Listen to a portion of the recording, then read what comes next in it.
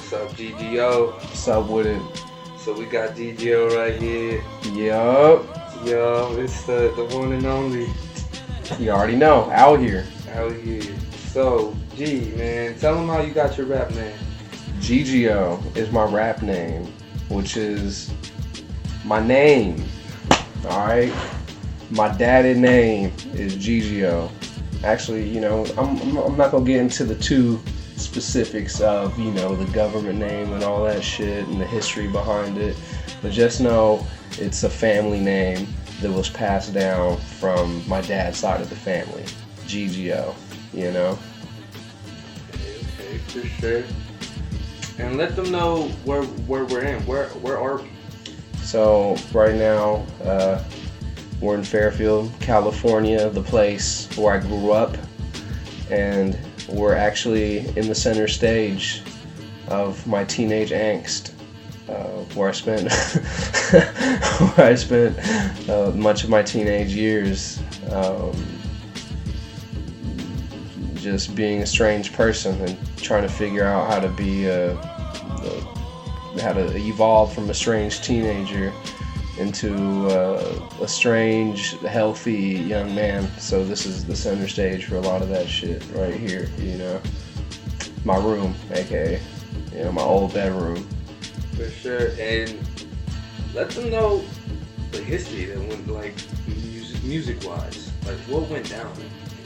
Yeah, well, you know what? So in high school, this room was my bedroom. I used to have a big ass water bed in here, you know. Then also I had my little station, my little makeshift laboratory. Used to bang out lots of raps, lots of tracks, lots of recording. You know, during high school I was very active, rapping, making music.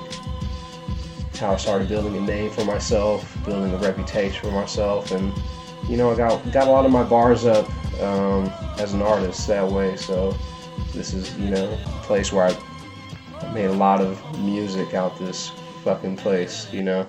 And actually, even after high school, you know, into my 20s, this would also be a station at times for some of the songs that I'd end up recording, which you might, you know, hear or know me for right now, like some of Culture Shock. A lot of I think my album I put out, Culture Shock 2009, I recorded that, a lot of that here in this room, you know. For sure. That's what's up. Alright, so as a musician, when did you start realizing that you were gonna get serious with the music? Yeah, well, you know, like, or I'm sorry, better yet, when did you just start writing music? Yeah. So when I started experimenting and started writing raps and playing around with rap and like my voice and, you know, experimenting with words over beats when I was like 9. And then it just started developing more, you know, started taking it more serious and honing it more and becoming more of a recording artist and becoming a better writer. And then throughout my teenage years, I'll become a better freestyler and just, you know, and it built itself up to where, you know, that's what I love to do, and that's what I was good at, and that's what, like, and not just what I was good at, that's what I love to do, and it gave me purpose in my life. And, you know, after graduating high school, that's what I decided what I wanted to do, you know, with my life, you know.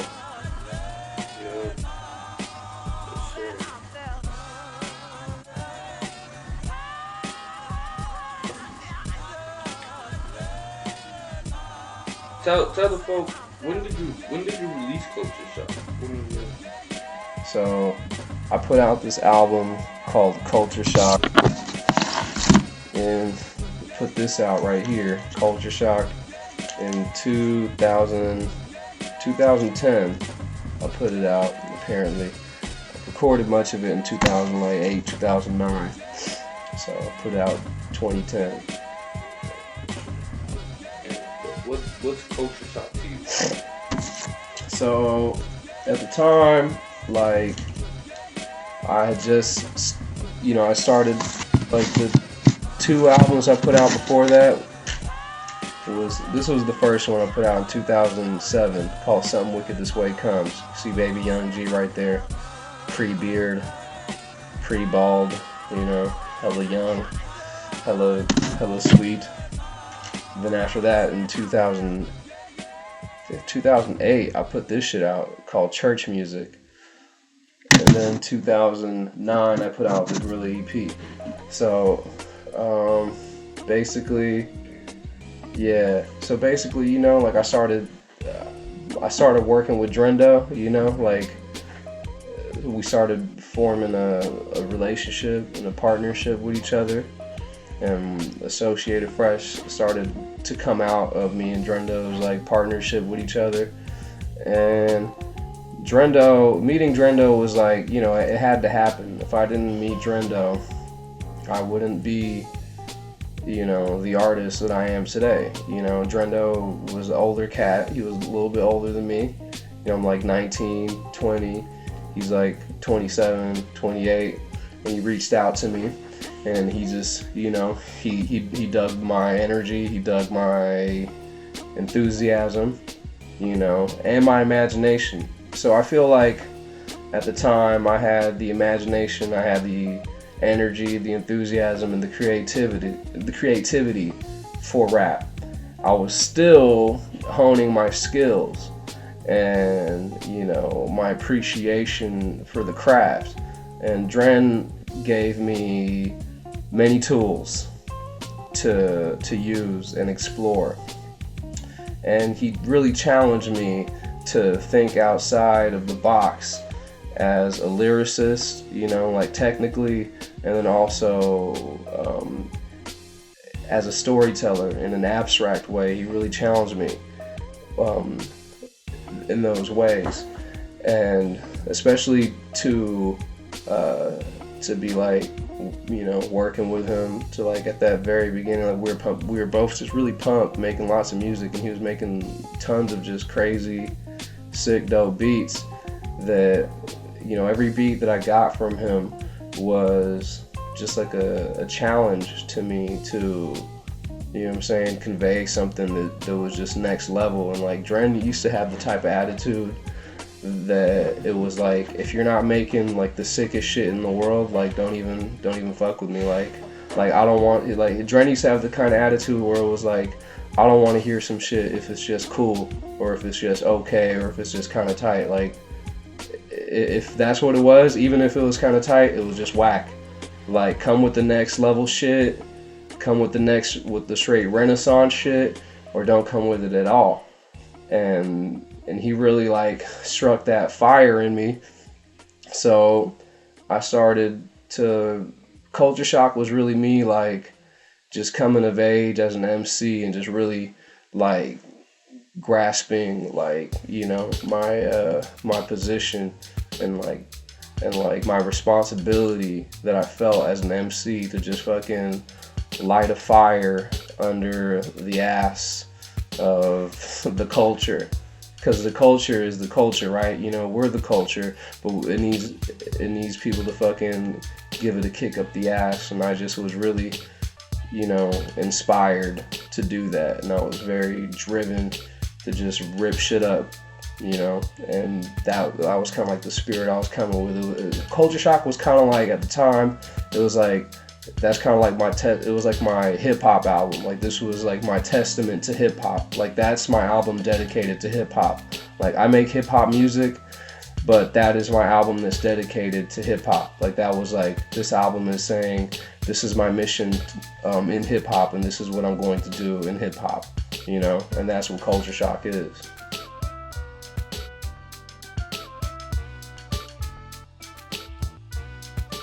We all know about your single career, and we also all know that you were in a group, a very notorious, very notorious group. Tell them about that group. Yeah, well, fucking. My bad. It's all good. Yeah, well, check this out. What's that? Somebody calling you? Nah, it's a message. Okay. So, Um,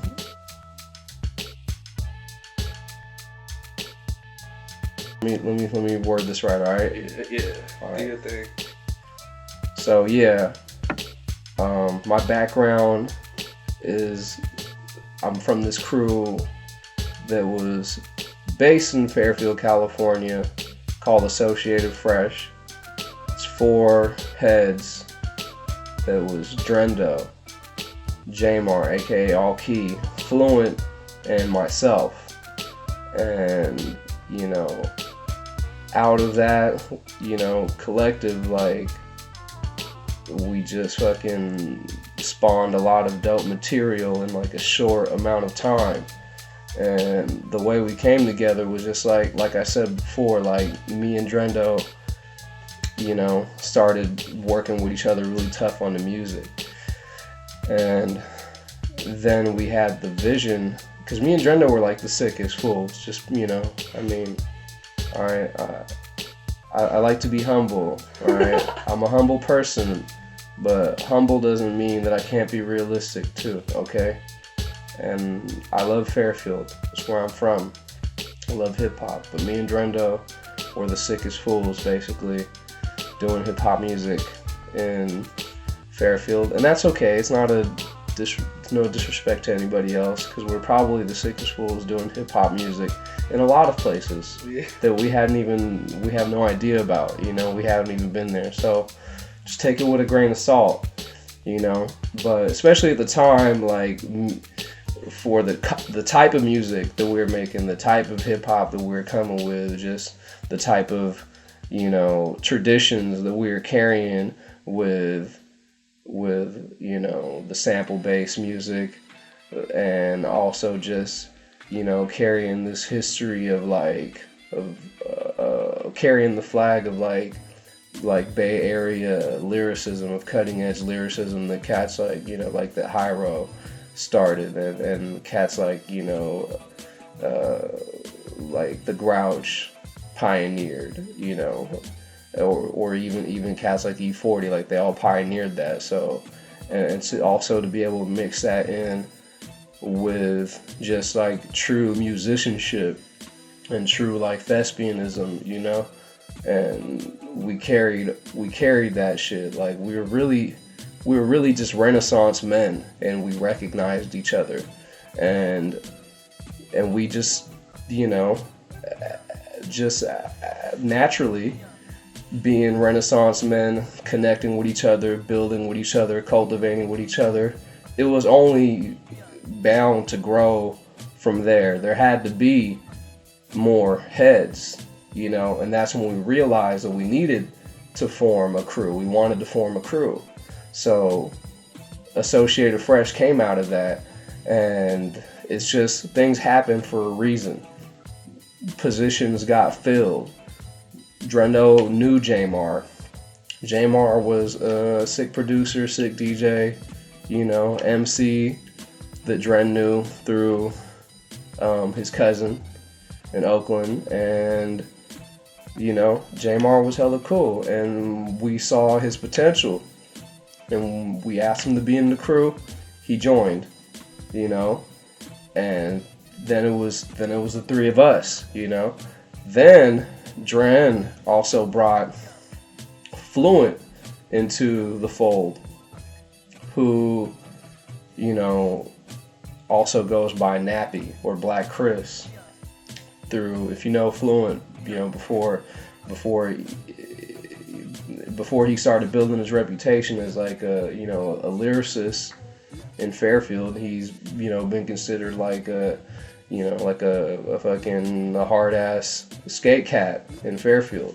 And Dren and Fluent had that connection before the music. Was they had the skater connection, and people just knew that Fluent was just crazy with the freestyles. He was just a crazy freestyle cat. He just freestyle hella dope, hella crazy like nothing.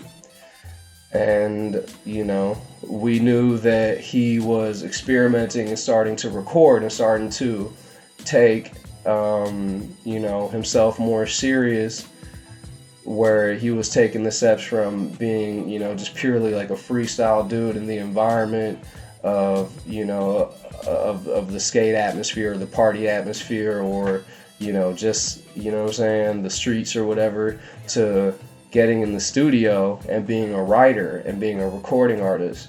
And we knew that shit, and he was just a chill ass dude. So we were like, man, we're getting fluent in the crew, we reached out to him. He came through in the crew, and then they all met. We all met each other, I mean, it was kind of like magic. Like, who was to know that Jamar and Chris would get along with each other? They didn't even know each other. They just knew about each other through us. We brought them together, and we all just clicked, and then we just started making a gang of music after that. And, we made an album as Associated Fresh. Then me and Fluent would, out of Associated Fresh, would form a duo called the Grandsons. We made like 2 albums and 1 EP, so 3 projects. And Fluent put out a solo album. I put out a ton of solo albums based out of Associated Fresh. Jamar made a ton of beats for us, and for other heads, and same with Drendo. Drendo made a ton of fucking albums, and that was our legacy during that little time period of, like, I'll say from like 2008 till like 2012. We were just getting really busy making lots of music and doing shows too. So, yeah. Another thing I was gonna bring up was you're arguably one of the most slept on rappers in Go on. Just one of the most slept on rappers damn near ever. Damn near I can say. And I want you to tell the people, like, what's like, how do you feel about that? How do I feel about being slept on? Yeah, or...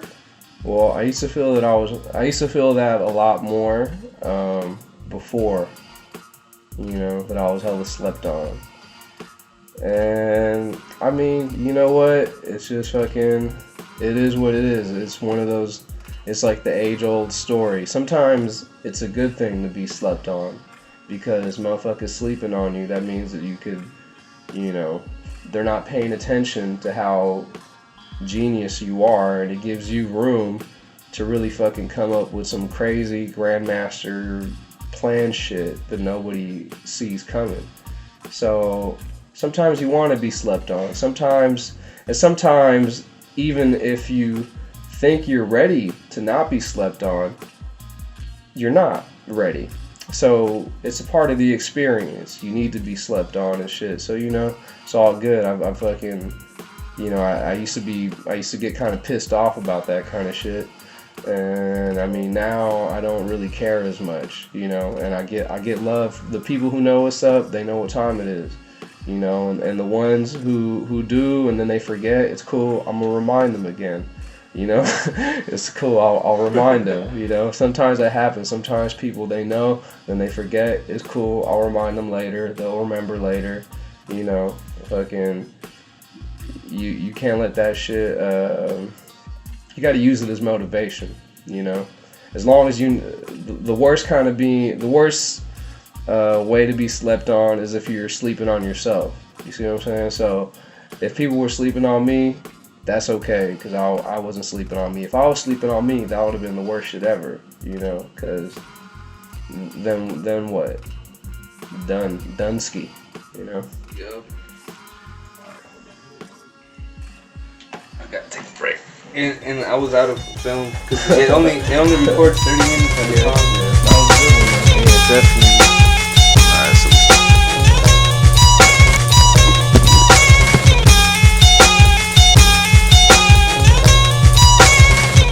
upcoming year, 2016. 2016 is going to be a very fruitful year. For me, the harvests will be plentiful. And not only will it be plentiful, but it'll be potent. You see what I'm saying?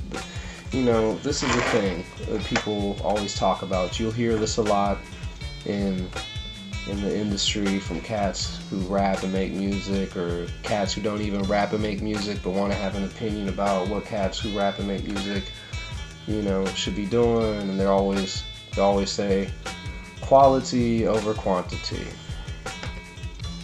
Okay, let's break that down. Quality over quantity is basically saying, like, you know, you want good shit versus having hella lackluster shit. Like, you know, alright, I dig that, I understand that. But I feel that it's been an excuse for many artists to not be doing what they fucking should be doing, and that's making hella art. We're artists, we're creators, and you know what I'm saying? It's like making art is like fucking. It's like sex. It's like, you know, it's like making shit. You gotta be fucking and making some shit, and being creative and being productive, you know, and make some beautiful. And if you got your shit down, if you got your stroke right, you're gonna be making some beautiful shit, and you're gonna be doing some good fucking, and you're gonna be making some good babies. See what I'm saying? So what I'm getting at is, alright, quality over quantity. But what if it was quantity of the quality? See? And that's what I'm getting at right now. This year, first things first, you know, I mean, and all this shit is going to be everlasting, you know, everything that I'm going to hit you with and that I'm a part of this year, it's going to last, it's going to hit, it's going to resonate, it's going to stick with you. This is what I'm saying, and this is what I know. Alright? Smooth Beast. I've been working with Mike Fish, Monolith, and Karen Less, and we have an album coming out, you know, project, and we're working as a group called Smooth Beast, and that shit right there is basically, you know, what the name insinuates. It's smooth, but it's beastly. It's fucking, it's that hardcore, gritty hip-hop shit, but at the same time, there's a level of, and not that, you know, there's a level of class, of worldly class and intelligence that goes into it, you know, where you know that this is some hard shit, but it's also some fucking sophisticated shit, you know, and that's what we're coming with. That Smooth Beast, you know, Mike Fish heralded that project, and God bless, he saw me fit to be a part of it and to have a role in that and to participate and be a rapper and, you know, contributor to that, and, you know, to work alongside Mike Fish, the OG Monolith, and, you know, the homegirl Karen Less has been a blessing.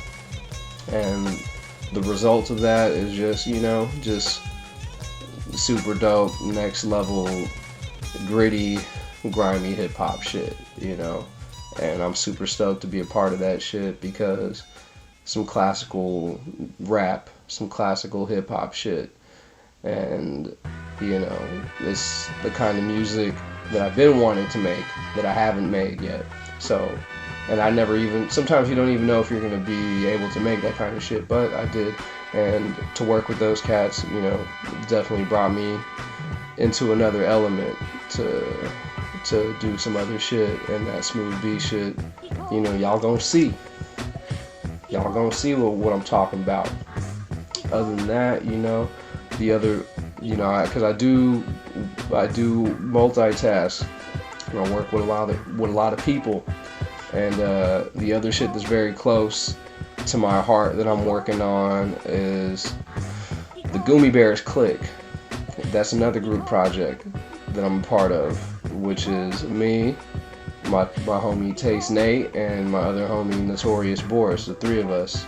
And we have an album coming out later this year called Holy Crusaders in Babylon.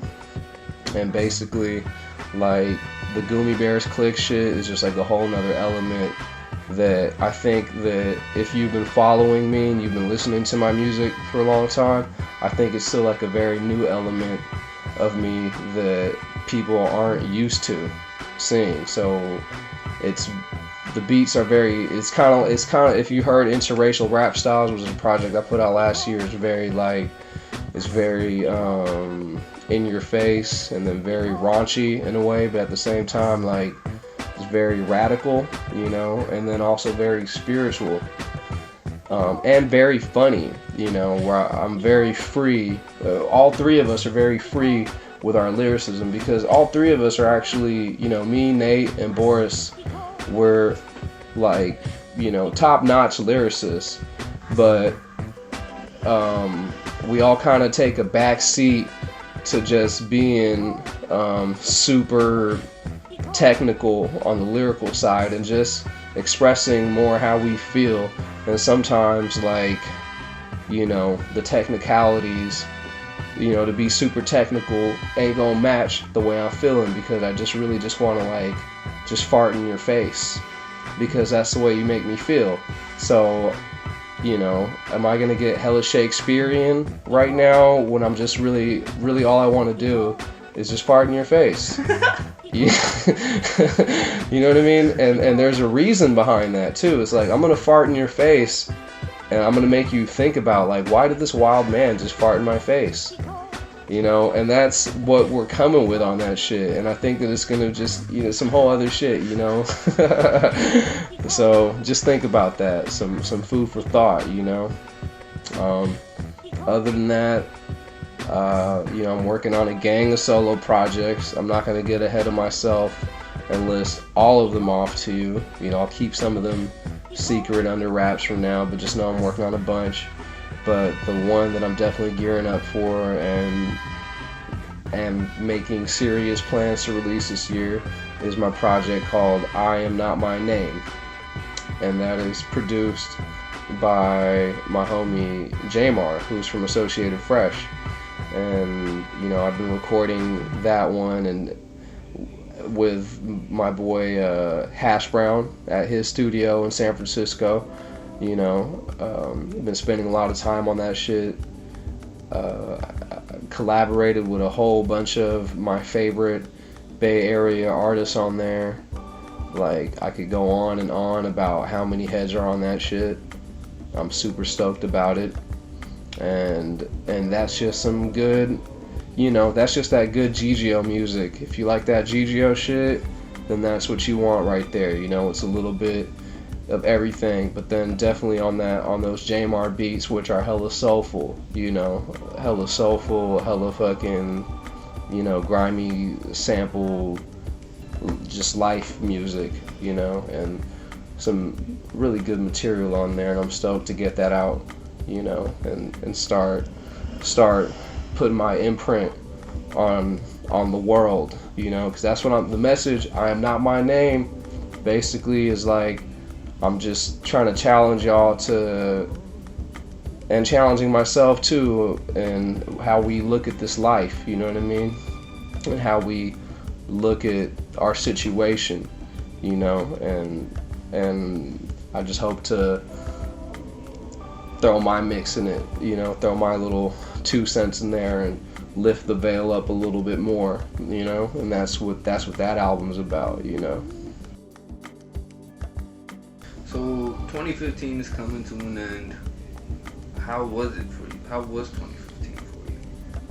2015 has been like my most poppin'est year, like as a human, as an adult, and as an MC for sure, you know, just all around, you know, throughout life ain't easy, and we don't want it to be easy.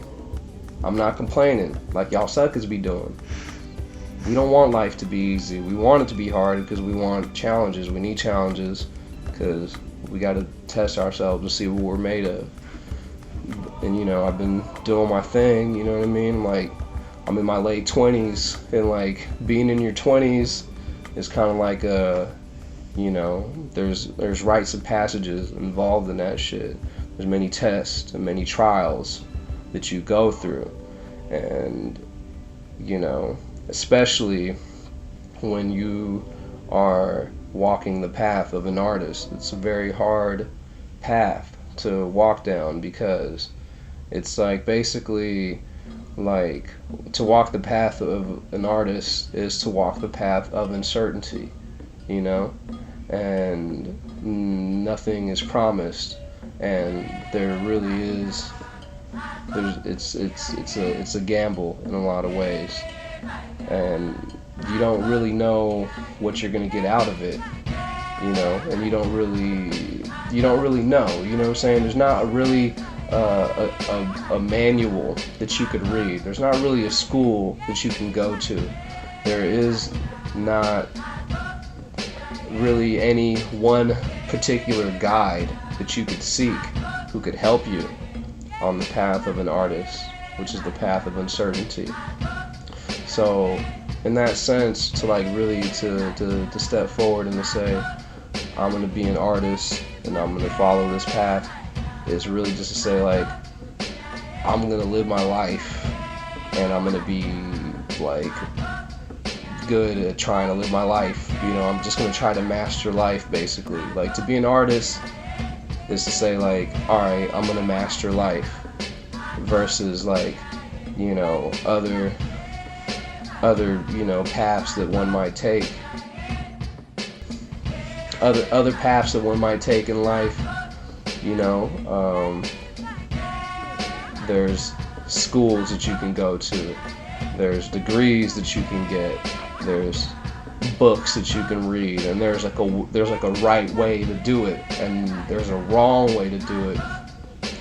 Being an artist, there is no right way and there is no wrong way to do it. You have to know that.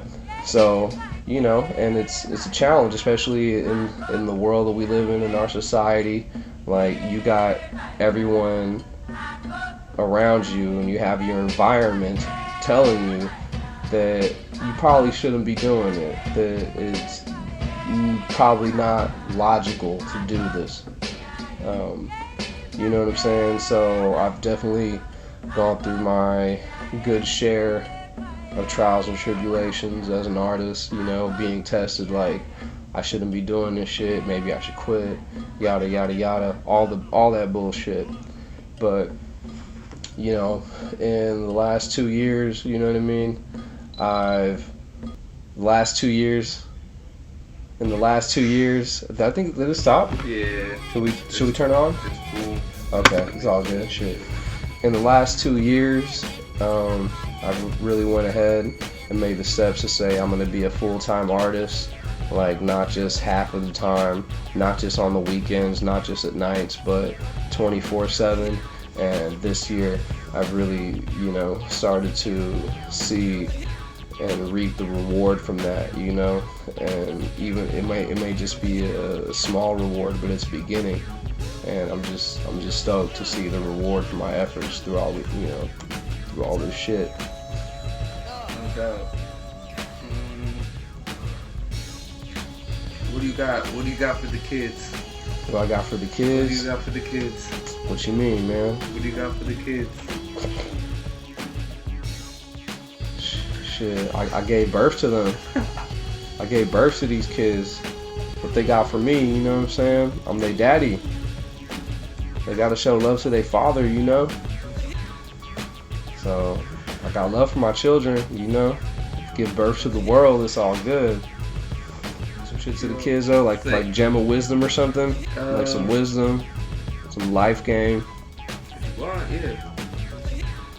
The children, the youth, them. Shit. Fucking, I'll tell you what, this is for all the babies in the world, even the grown ones. Even the grown ones, yo. Even the grown up babies. Only thing that really matters in this life is this right here. Having a good heart, you know what I'm saying, and doing what's right. And having love in your life and just being a good human being. All that other shit is bullshit. The stupidest people you might meet could be the most skilled and the most book smart some of the smartest people you might meet could be illiterate and don't know how to read or write, but they know some shit about life. So just think about that, you know what I'm saying? Have love in your heart. Everything else is bullshit. Tight. Yep. So, is there something we haven't covered? I don't know. I'm cool with whatever though.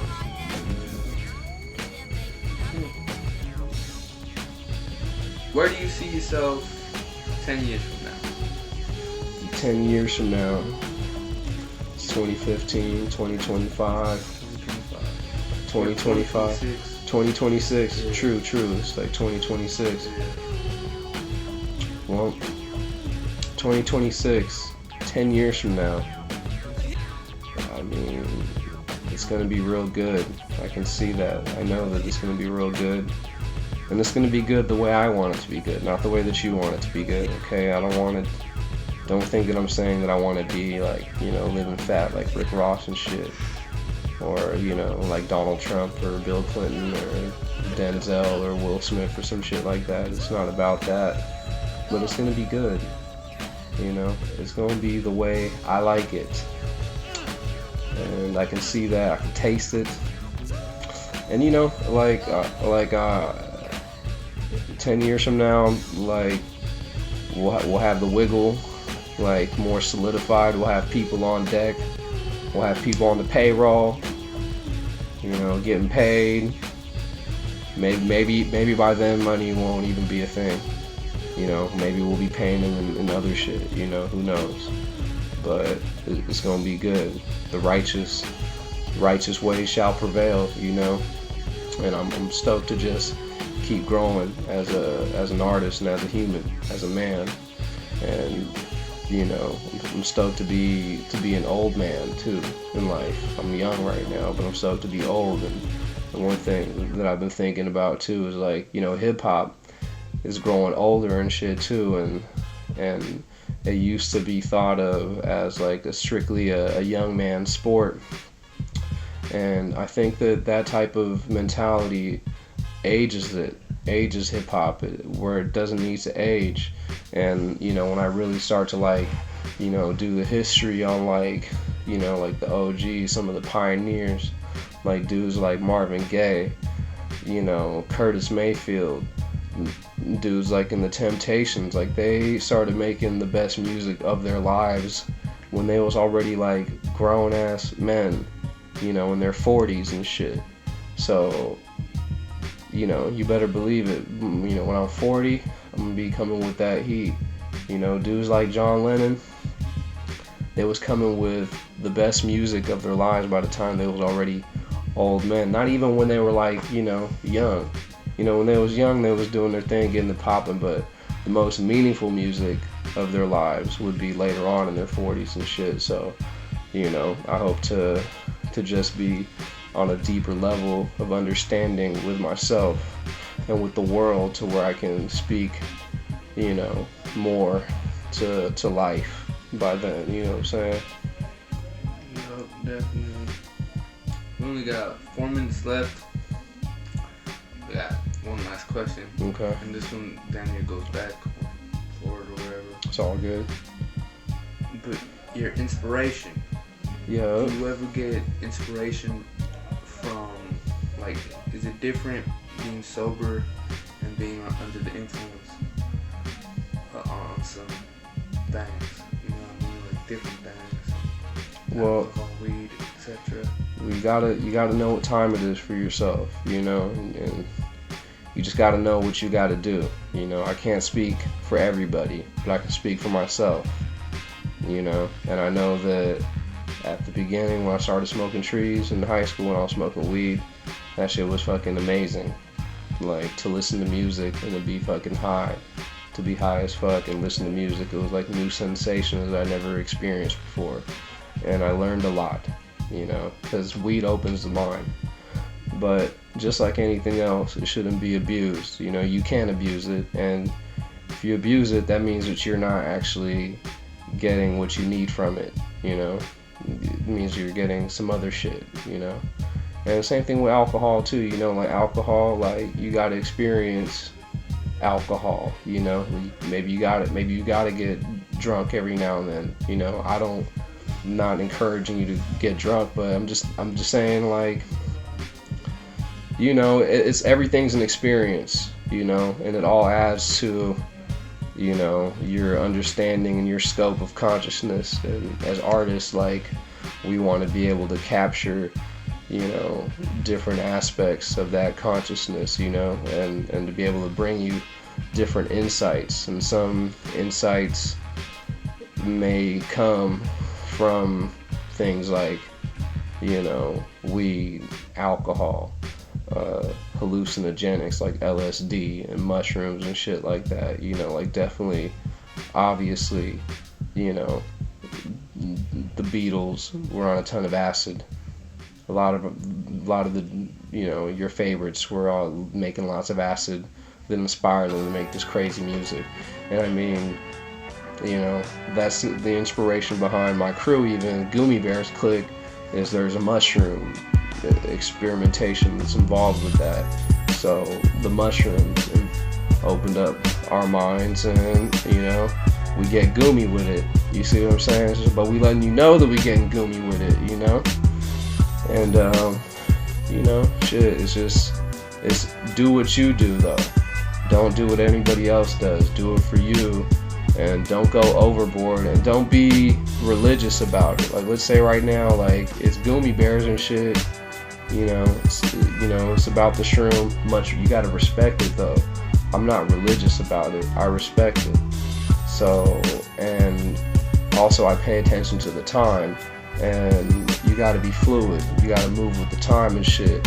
Like, there might be a time when, you know, don't do it, put it down, don't fuck with it, and you gotta make sure that you're paying attention, you know? So that's what it is. Well, shit, you already know. It's your homie Gigio. Much love to y'all. Thank you for supporting me. You know, check out all my music, buy some shit, come to the shows, you know what I mean? Tell your folks about it, listen to the music, hit me up, let me know what you think, plug me in, you know, let's do the thing, let's blow it up, you know, let's build out here. Peace.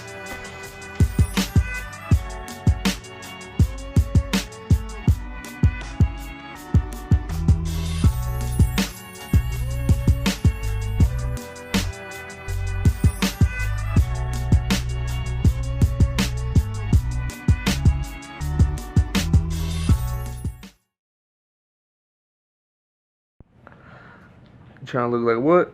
Like a fat putz.